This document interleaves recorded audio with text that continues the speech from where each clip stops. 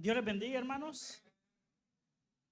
Qué alegría poder estar nuevamente una mañana más en este lugar, adorando juntos en armonía, congregándonos con un solo propósito. Y qué bueno verle esta mañana. Abramos nuestras escrituras en el libro de Romanos capítulo 8, versículo 1 al 4.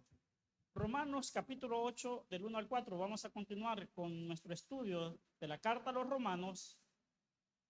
Y ahora ya pasamos al capítulo 8. Después de más de un año, hermanos, llegamos al capítulo 8, prácticamente a la mitad de nuestro estudio. Y dice, ahora pues, ninguna condenación hay para los que están en Cristo Jesús, los que no andan conforme a la carne, sino conforme al Espíritu.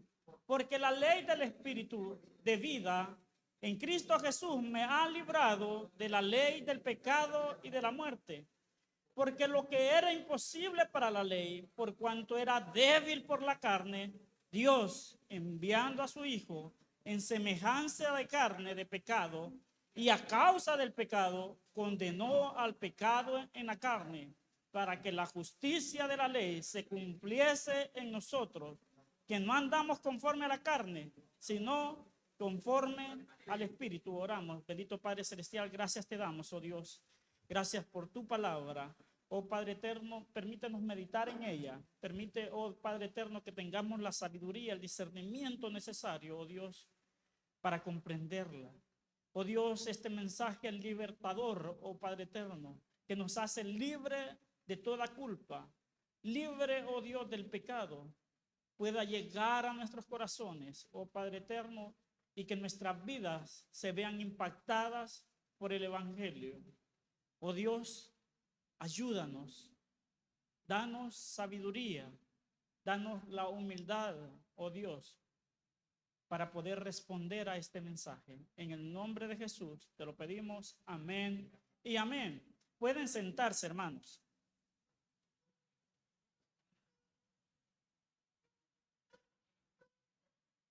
Pueden sentarse.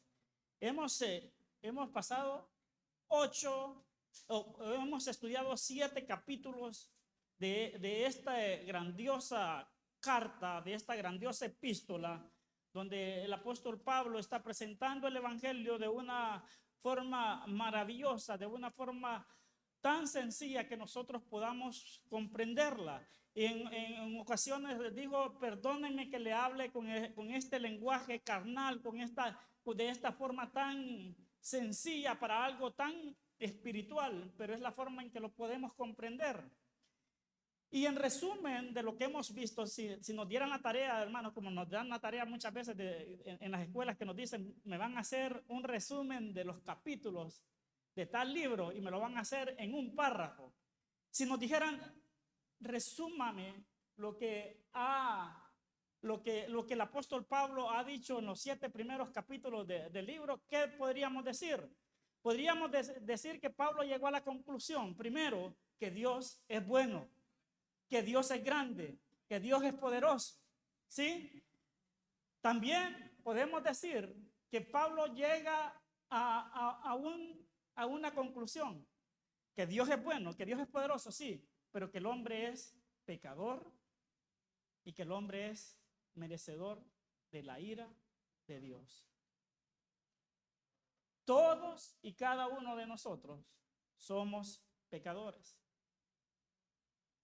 El problema es que muchas veces nosotros clasificamos los pecados y decimos mi pecado no es tan grande como el pecado de aquel y por lo tanto creemos que mi castigo no es como el castigo de aquel y por lo tanto que yo no merezco la ira de Dios. El apóstol Pablo dijo, por cuanto todos pecaron, todos están destituidos de la gloria de Dios. Todos, todos. El pastor incluido, el pastor incluido. Los líderes de la iglesia incluidos, los líderes de la iglesia incluidos. Pero no se queda ahí. Ya vimos que en los primeros capítulos vimos que Dios es bueno, que Dios es poderoso, que Dios merece toda la gloria y toda la honra, que el hombre es pecador, que es merecedor de la ira venidera. pero también vimos que tenemos un Salvador que es perfecto. Y su nombre es Jesucristo. Y que nos dio una salvación perfecta, mi hermano, a través de su crucifixión, a través de su muerte y de su resurrección. Óigalo bien. Y por medio de esta crucificación y resurrección, nosotros podemos ser justificados. Justificados por medio de la fe. Y no solo justificados por medio de la fe, sino que también santificados por medio de la fe. Y Pablo llega a una conclusión hermosa en el capítulo 8. En el capítulo 8 está cerrando los 7 capítulos primeros y dice: ahora pues, por lo anterior, como consecuencia de lo anterior, como consecuencia de nuestra justificación, como consecuencia de nuestra santificación por medio de la fe, ¿qué pasa, hermanos? Ahora, ¿cuándo? ¿Cuándo dice? Hoy, ahora. Ahora. Ahora que hemos sido justificados, ahora que hemos sido santificados, dice: ahora pues, ninguna condenación hay. Y eso es lo más precioso, eso es lo más valioso que Dios te pueda regalar o le puede regalar al ser humano. Que no haya ninguna condenación. Que no haya ninguna condenación. Cualquier otra bendición, cualquier otro beneficio que Dios te puede regalar no se puede comparar con que no haya ninguna condenación. Si llega, esto es, hermanos, si le llegaran a preguntar cuál es la esencia del evangelio, cuál es la esencia o la cosa más importante del cristianismo, es que Dios le regaló al ser humano la posibilidad de que no haya ninguna condenación para él. ¿Por qué, hermanos? Porque todas las demás bendiciones tendrán un impacto en un tiempo temporal, pero el que no haya ninguna condenación para tu vida tiene un impacto eterno, un impacto en un tiempo que nunca va a acabar. Dice: ahora pues, no hay ninguna condenación para los que están en Cristo Jesús. Y esto es lo que deberíamos de ver como el mensaje central del evangelio, como el mensaje fundamental de Dios para este mundo. Esto es lo que deberíamos de anunciar. Esto es lo que deberíamos de suplicar, darle a nuestra vida para comunicarlo a las naciones. Que por medio de Cristo Jesús no hay condenación para este mundo. Ese es el mensaje principal del evangelio. De que por medio de Cristo Jesús ya no hay condenación. Por fin, el ser humano había tratado de justificarse y santificarse por medio de la ley. ¿Y qué había pasado? Nadie lo había conseguido. Nadie podía presentarse justificado delante del Padre. Y por fin hay una forma de que no haya condenación. Y esa forma es por medio de Cristo Jesús. Por tantos años, hermanos, la ley apuntó al pecado, condenó al pecador, pero no fue posible justificar a nadie por medio de la ley. Tuvo que haber un sacrificio, tuvo que haber alguien que pagara el precio y que tomara nuestro lugar para poder llegar a esta conclusión, para poder llegar a esta esperanza. Así nos lo aclara en el versículo 3. Porque lo que era imposible para la ley, ¿por qué era imposible para la ley? Por cuanto era débil, ¿por quién? Por sí misma, no. por la carne, o sea, por el ser humano. ¿Quiénes eran los que fallamos? El ser humano. ¿Por qué decíamos que fallaba la ley? No era la ley que fallaba, lo que fallaba era el ser humano. Ya lo vimos en predicaciones pasadas. Dios, en su amor, en su misericordia, enviando a su Hijo, ¿qué hizo? Lo mandó en semejanza de carne de pecado, y a causa del pecado condenó al pecado en la cruz. Entonces lo que hizo Dios fue enviar a su Hijo en naturaleza humana, hermanos, como representante y sustituto mío y suyo. Y ahí en la cruz, con todo el sufrimiento que él padeció, pagó el precio y condenó el pecado. Y lo condenó de una vez para siempre. Hermanos, si nosotros realmente entendiéramos y valoráramos el significado de no tener, de que no haya condenación para nosotros en nuestra vida va a ser impactada y va a ser cambiada, transformada por esa noticia. Sabiéndonos, hermanos, condenados a muerte. Sabiéndonos, hermanos, de que estábamos destinados a morir por culpa de las acciones que nosotros habíamos hecho, por culpa de nuestro endurecido corazón, por culpa de no habernos arrepentido, y estábamos condenados a muerte. Y de repente no hay condena.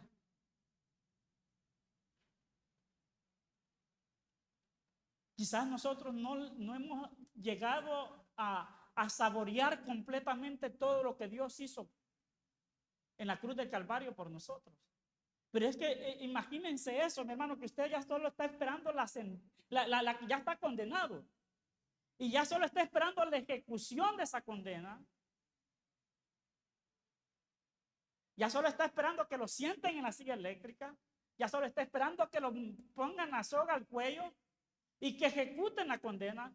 Y que de repente alguien se presente y diga, no lo pongan a él.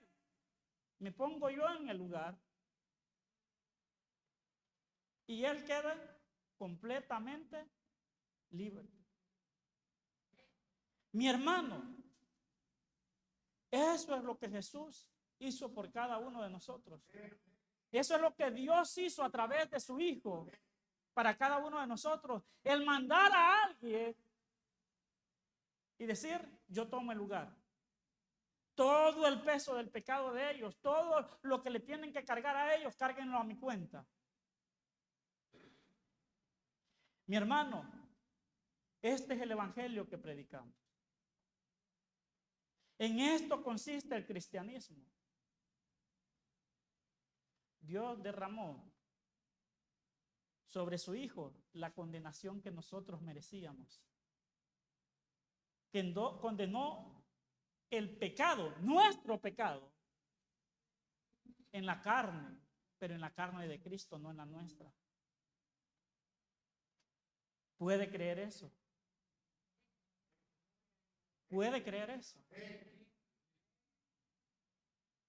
Si usted lo cree, mi hermano, esa fe lo llevará a la justificación, a su santificación, por lo tanto a su salvación. No hay condena, ya no hay condena. Pablo sabe, hermanos, que el juicio aún no ha llegado, porque el día del juicio todavía no está establecido, porque eso será, hermano, cuando esta vida acabe. Pero Pablo ya tiene asegurada la condena. ¿Por qué? Veamos en el versículo 33 qué dice el apóstol Pablo.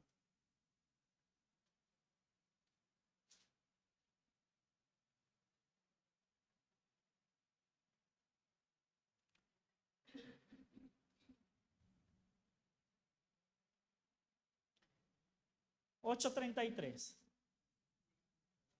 ¿Quién Mire qué seguridad, mi hermano. ¿Quién acusará a los escogidos de Dios? ¿Quién? ¿Quién podrá acusarnos? Que nos acuse cualquiera. Óigalo bien. Nos pueden acusar cualquiera, pero ¿quién es el que nos va a justificar? Dios. Y si Dios es con nosotros. Segundo, el versículo 34 dice, ¿quién es el que condenará? Cristo es el que murió, mas aún el que también resucitó, el que también está a la diestra de Dios y el que también intercede por nosotros.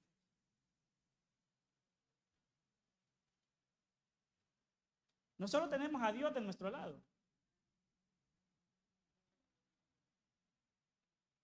sino que tenemos al que en carne propia pagó el precio, pagó la condena y venció al pecado y venció a la muerte.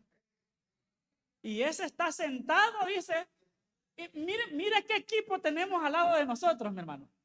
Tenemos a Dios, dice, a Dios de nuestro lado. Y no solo tenemos a Dios, sino que dice que sentado a la diestra de Dios está Jesucristo, quien murió por nosotros, quien pagó nuestra condena, quien condenó al pecado. Y ese dice está intercediendo por nosotros. Entonces, ¿por qué tenemos esa seguridad, mi hermano? No por lo que nosotros seamos o hagamos, porque nosotros fallamos, sino por quienes están de nuestro lado. ¿Quién es el que puede mandar nuestra alma al infierno? Solo Dios. Dios es el que nos va a juzgar. ¿Y Dios está de nuestro lado? Y Dios es el que nos ha dado esa justicia. Y Dios es el que nos ha dado esa santificación. Y además va a estar de nuestro lado también quien pagó el precio, quien pagó nuestra fianza, quien pagó nuestra condena. Entonces, ¿quién se atreverá a acusarnos? Pablo sabe que el juicio aún no ha llegado. Pero mira al futuro y dice, ¿saben qué? Cuando se presente el juicio, abogado tenemos. Y lo mismo nos dice el apóstol Juan, ¿verdad? Que es que si pecamos, abogado tenemos, dice. Y no es un abogado cualquiera que va a agarrar nuestro caso como cualquiera. No, es un abogado que ya pagó nuestra fianza. Es un abogado, mi hermano, que por amor, sin haber hecho nada nosotros, decidió pagar nuestra fianza. Porque nos amó con amor eterno. El enemigo, mi hermano. Pablo sabe que el enemigo tratará en este tramo muchas veces de acusarte, porque Satanás significa el acusador. Óigalo bien. Y Satanás tratará de acusarte, de engañarte y de cegarte con sentimientos de culpa. Por eso Pablo deja claro que desde ahora, porque dice ahora, ya no hay condenación a los que están en Cristo Jesús.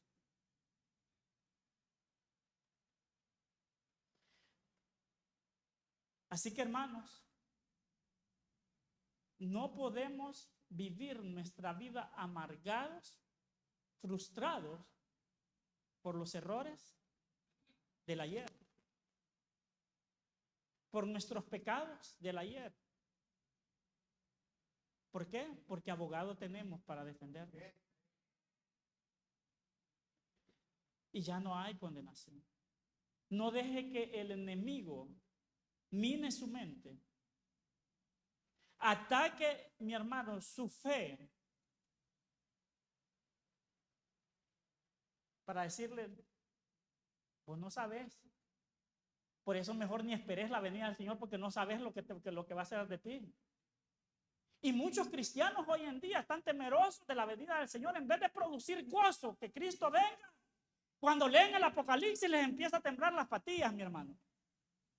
¿Por qué? Porque el enemigo ha minado su mente, ha minado su corazón, ha minado su confianza en decir, ya no hay ninguna condenación para los que están en Cristo Jesús. Que ya vamos a ver quiénes son los que están en Cristo Jesús. Probablemente no en esta predicación, sino que en la siguiente, porque el tema es amplio.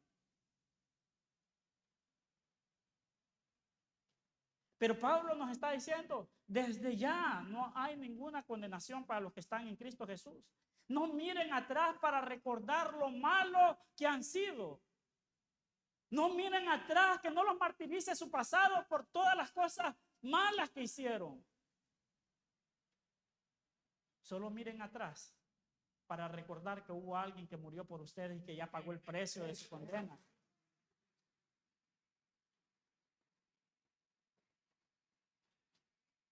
Solo miren atrás para recordar de que Cristo murió y resucitó para convertirse en nuestra redención.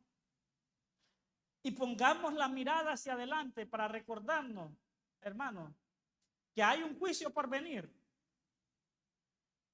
Y que probablemente temblemos por eso, pero que tengamos la seguridad de que la condena ya fue dictada en la cruz del Calvario, cuando Cristo murió y condenó al pecado, dice la palabra de Dios. La sentencia, mi hermano, la dictó Jesucristo en la cruz del Calvario.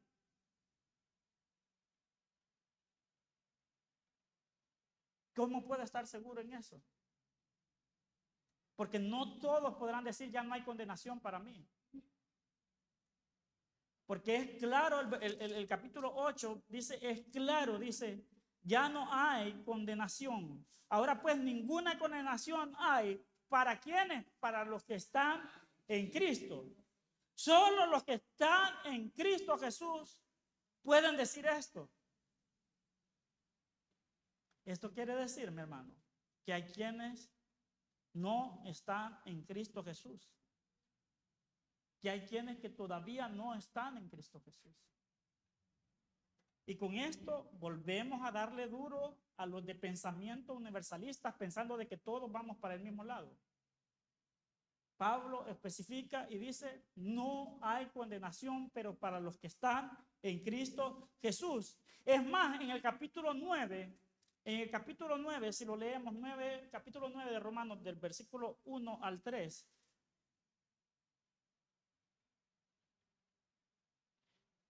me llama la atención el corazón, el sentir de Pablo por aquellas personas por aquellos familiares de él que no estaban alcanzados para Cristo. Y dice, verdad digo en Cristo, no miento, dice, y mi conciencia me da testimonio en el Espíritu Santo, que tengo gran tristeza y continuo dolor en mi corazón,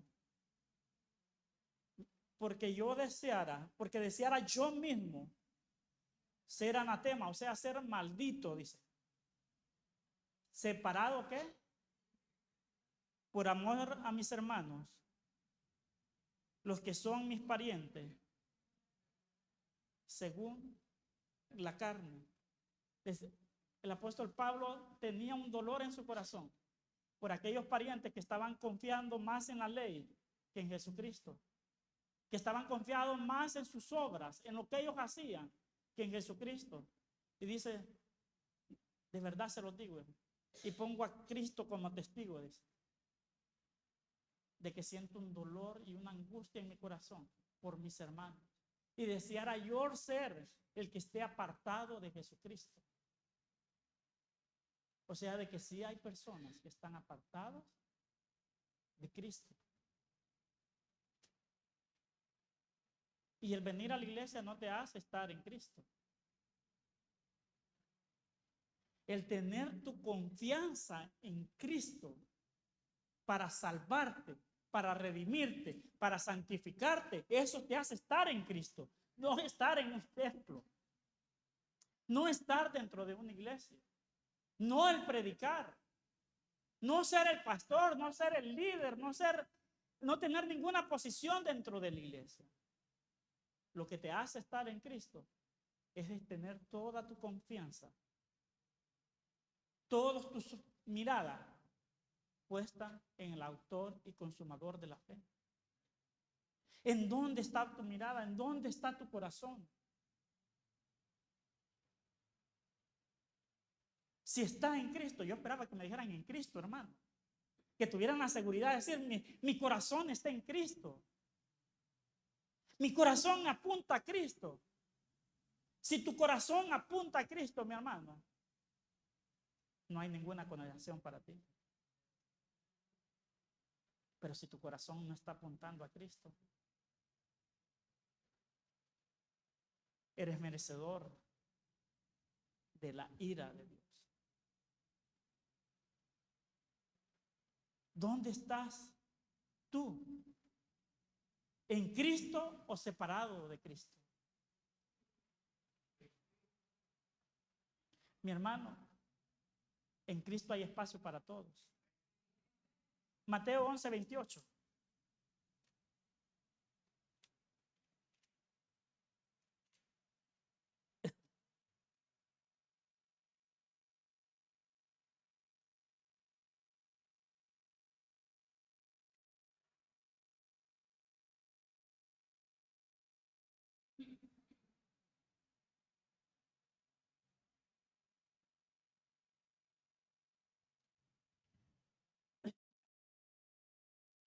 Mateo 11:28. Venid a mí, algunos de los que estéis trabajados.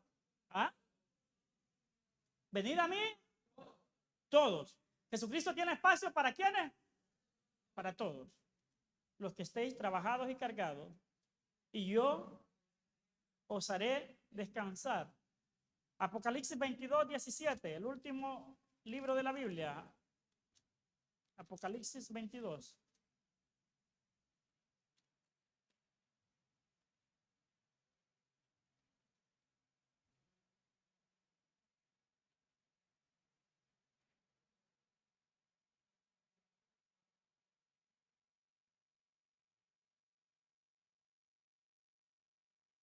Veintidós, 17 y 18. Y el espíritu y la esposa dicen, y el que oye diga, y el que tiene sed, y el que quiera. Va, quedémonos en el versículo 17. El espíritu dice y la esposa dicen, ven. Y el que oye diga, ven. Usted dígale, ven Señor Jesús, ven Señor Jesús. Y el que tiene sed dice, venga. ¿Y para quién es el evangelio? Para el que quiere. Para el que quiere. Para el que quiere. El que quiere dice. ¿Quién les dice que venga? El que quiera. El que quiera. Allá nos dice, yo tengo espacio para todos. Aquí dice, el que quiere, venga. El que quiere, el que tiene sed, venga. El que quiere beber agua, el que quiere tomar de esta agua, de la vida, tomar la vida eterna. Y dice, gratuitamente, no le voy a cobrar. El que quiere tomar de esta agua, venga. Venga con confianza. Venga. No, mi hermano, es que mire que usted no sabe lo que yo he hecho. Venga. No, mi hermano, es que mira, me caen mal los pastores. Venga.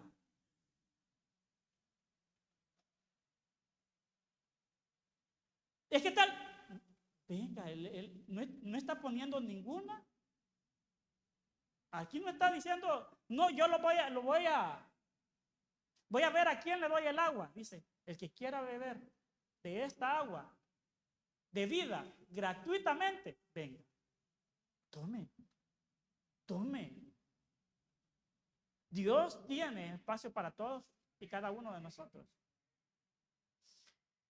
Juan capítulo 6, versículo 37.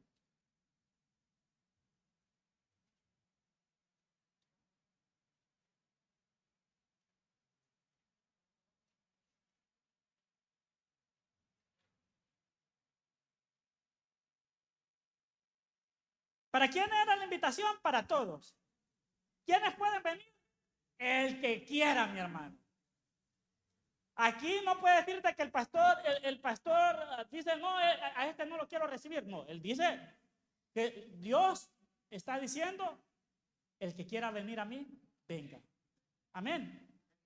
Y miren, si necesita mayor seguridad, 6:37, todo lo que el Padre me dará, vendrá a mí. Y al que a mí viene,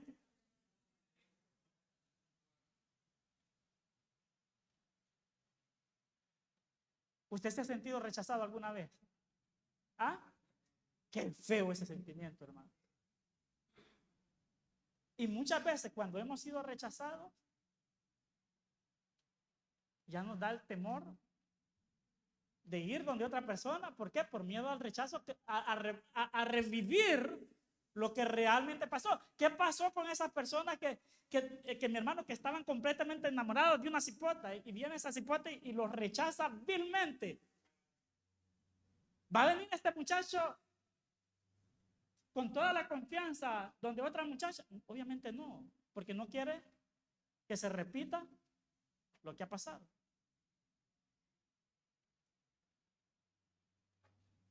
Pero Dios, mire lo que me está diciendo Dios con la invitación. Vengan, que yo tengo espacio para todos. Venga el que quiera.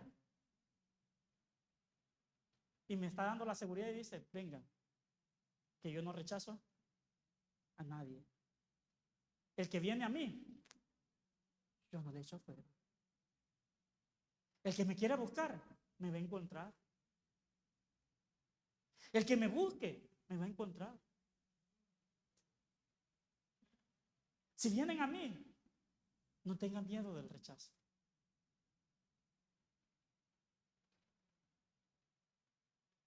No es que yo lo vaya a examinar, no. El que viene a mí, yo no le echo fuera. El que me busca, me va a encontrar. Pero nuestra mente pone tantos obstáculos para buscar a Cristo. Nuestro orgullo.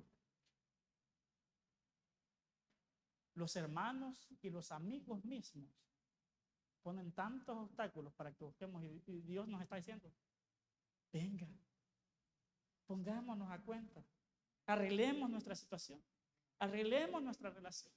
Yo no lo voy a echar fuera. Yo no te voy a rechazar.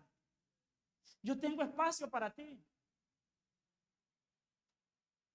Yo tengo un lugar para ti.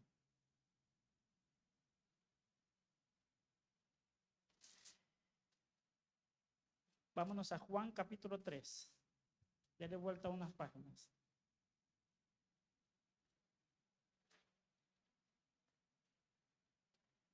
Pero ¿qué pasó, hermanos?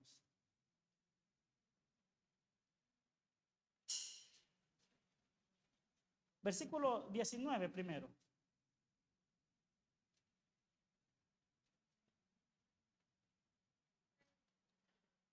Y esta es la condenación, que la luz vino al mundo y los hombres amaron más las tinieblas que la luz, porque sus obras eran malas. Porque todo aquel que hace lo malo aborrece la luz y no viene a la luz para que sus obras no sean reprendidas. Vámonos al capítulo 36. El que cree en el Hijo tiene vida eterna, pero el que rehúsa creer en el Hijo no verá la vida, sino que la ira de Dios está sobre él. Esto es lo más triste, que Jesús nos está diciendo, yo tengo espacio para todos.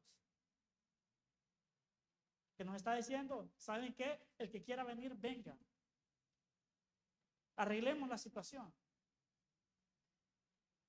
Él nos está diciendo, ¿sabes qué? Yo no te rechazo.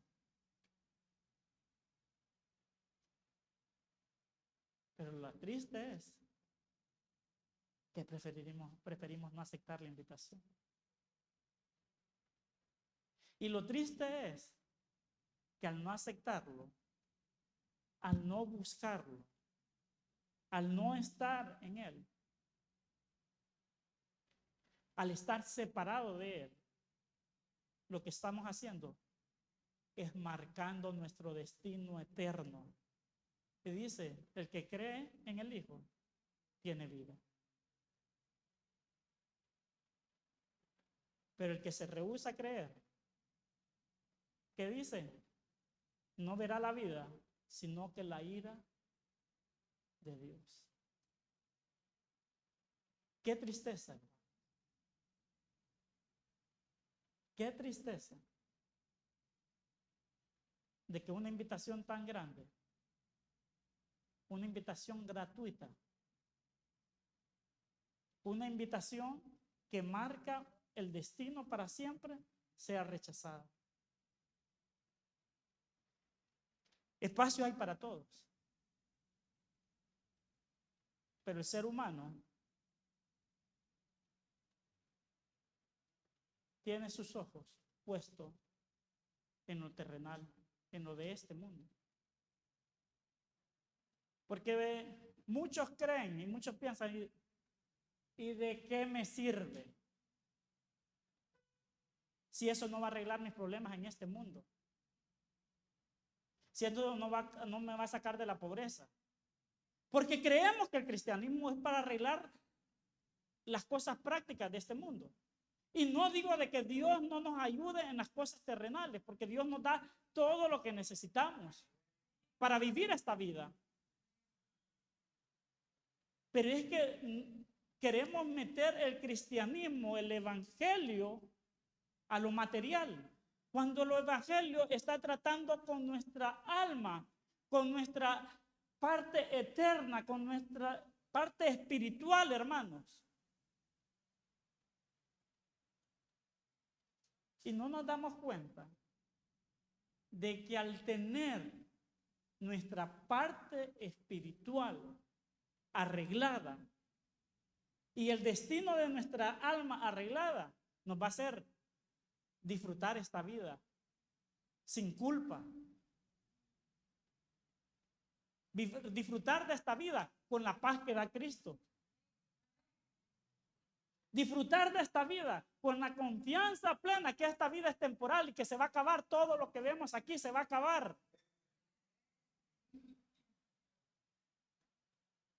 Pero me espera una eternidad gloriosa.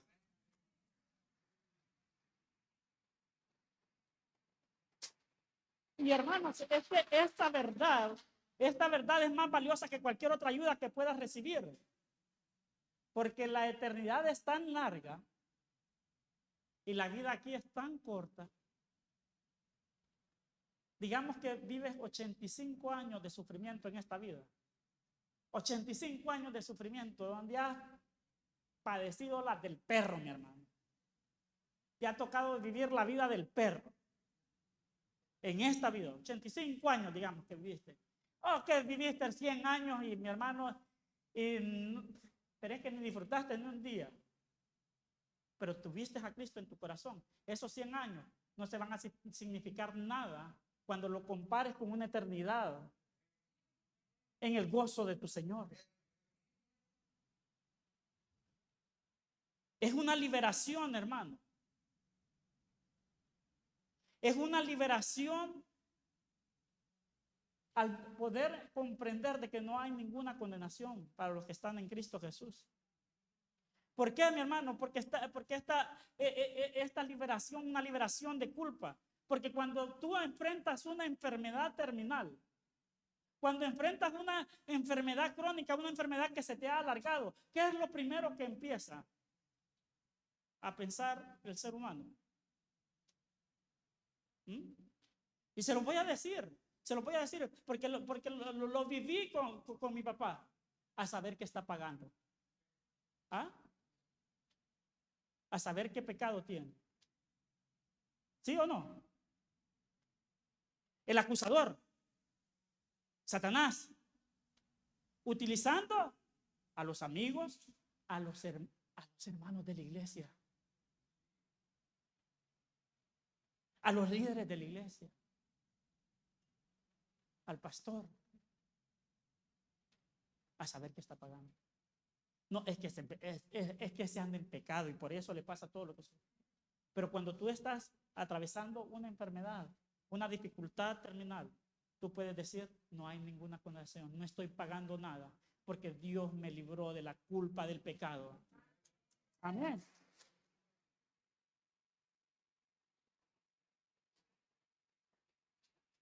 Lo que estoy viviendo ahorita no se compara con lo que con lo que se avecina, con lo que se aproxima, con lo que estoy a punto de disfrutar.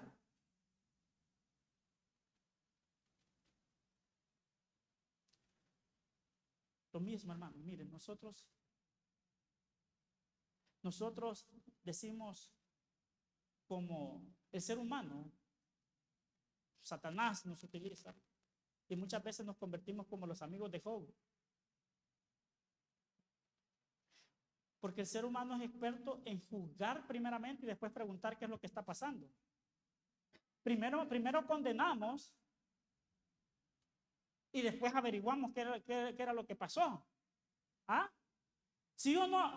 Eso fue lo que hicieron los amigos de Job. ¿Ah? Ah, no. Es que andaba en las jugadas, andaba en las... Y así nos convertimos incluso dentro de la iglesia. Ah, no, si yo lo vi, hermano.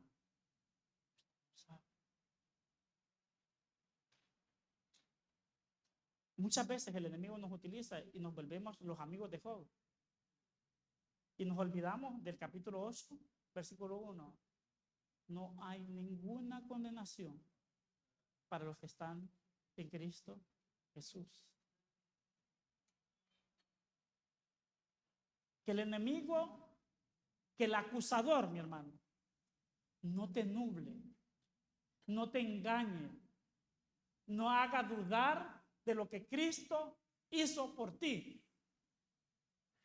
Que no te haga dudar en lo que has creído. Que no te haga dudar del poder de Dios para salvar a este pecador. Mi hermano, de pecar pecamos todos. Pero Dios es fiel y justo para perdonar nuestros pecados. Entonces, hermanos, cuando atravieses cualquier momento difícil de tu vida, ya sea una enfermedad, ya sea problemas familiares, ya sea problemas en tu trabajo, que la culpa no llegue a minar tu fe. Recuerda que tu respuesta debe ser fuerte y clara, que ahora ya no hay ninguna condenación para los que están en Cristo Jesús y que su poder se perfecciona ¿en qué? En tu debilidad.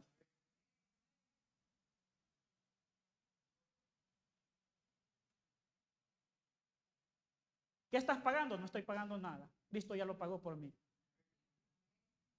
¿Y por qué experimentas eso? La soberanía de Dios y el poder de Dios se perfecciona en mi debilidad, en mi angustia. Las enfermedades, consecuencias, mi hermano, de tantos años, del pecado, de vivir, que la humanidad ha vivido en el pecado, y me recuerda lo feo y lo horrible que es un mundo caído y que es esta carne caída, porque tengo una condición caída. Y ayer se lo decía, ayer, bendito Dios, en la tarde empezamos las clases para los predicadores, estuvimos aquí en la tarde y le decía yo, nuestro enfoque debe ser siempre predicar acerca de la condición caída de Dios, del ser humano, y el plan de Dios redentor y salvador, la gracia de Dios para ese mundo caído, el perdón de nuestros pecados y una salvación gratuita. Hermano, la clave está entonces en dónde está tu corazón. ¿Está en Cristo o está separado de Cristo? ¿Dónde tenemos nuestro corazón?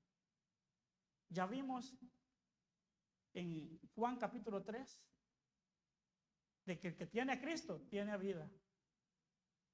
Pero el que está separado de Cristo no verá la vida, sino la ira de Dios.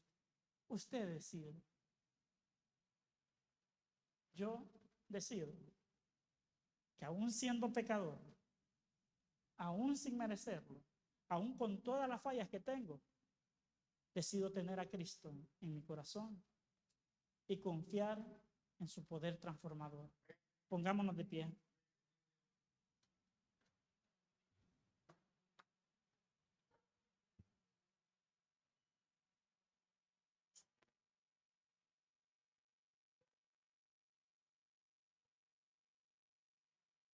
Yo te invito esta mañana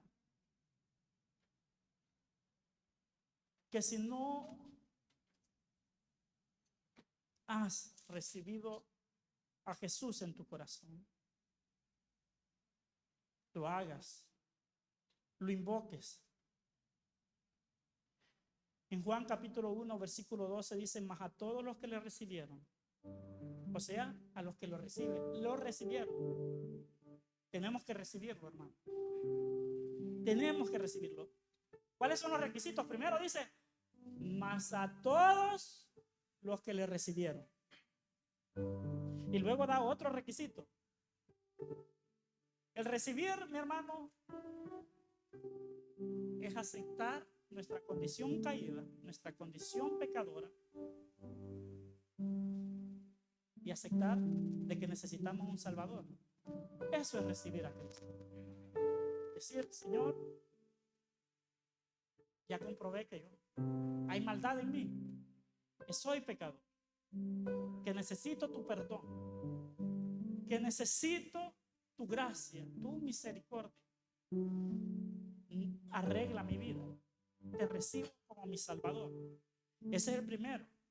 Pero luego dice: a los que creen. Y está en tiempo presente. Porque el creer, mi hermano, es una constante. Una constante. Todo el tiempo. Todos los días. A los que creen. Tiempo presente. Constante, mi hermano. Sea constante creyendo en su nombre. No en que puedo ser salvo por mis obras. No en que yo me la voy a ganar, sino en su nombre, dice. A los que creen en su nombre. ¿Qué dice? Les dio la potestad de ser hechos hijos de Dios. Entonces los requisitos están claros. ¿Para quién es? Para todos. Para el que quiera venir. Él no le echa fuera. ¿Qué es lo que tenemos que hacer? Recibirlo en nuestro corazón y creer. Ya si el hermano quiere creer que uno sigue siendo impío, que uno ese es el problema del hermano. Usted confíe que desde ese momento ya no hay condenación para usted. Amén. Entonces yo le invito, hermano, que no ha hecho esa oración, que lo haga. Que lo haga.